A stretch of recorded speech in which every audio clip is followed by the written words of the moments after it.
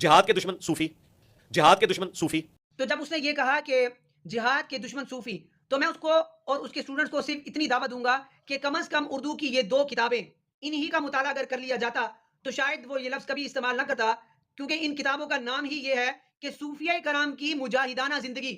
یعنی جو شخص یہ کہہ رہا ہے کہ صوفی جہاد کے دشمن ہیں، آپ ذرا ہماری تاریخ کا مطالعہ کریں. یہ کوئی چھوٹی سی کتاب ایک رسالہ نہیں ہے، بلکہ یہ 2 جلد پر مشتمل ایک ضخیم کتاب ہے.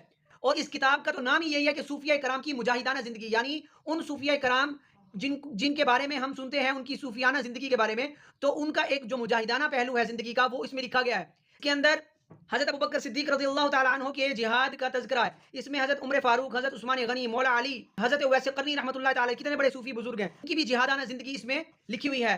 تو جو شخص یہ کہے کہ صوفیہ تو جہاد کے ہی دشمن ہے، تو آپ ان کو بتائیے کہ ہماری تاریخ تو ایسے صوفیہ کرام کی مجاہدانہ زندگی سے بھری پڑی ہے. تو کم از کم اگر عربی کتابیں نہ پڑھنے آتی ہوں تو کم از کم بندہ یہ اردو کتابیں ہی 2 پڑھ لے.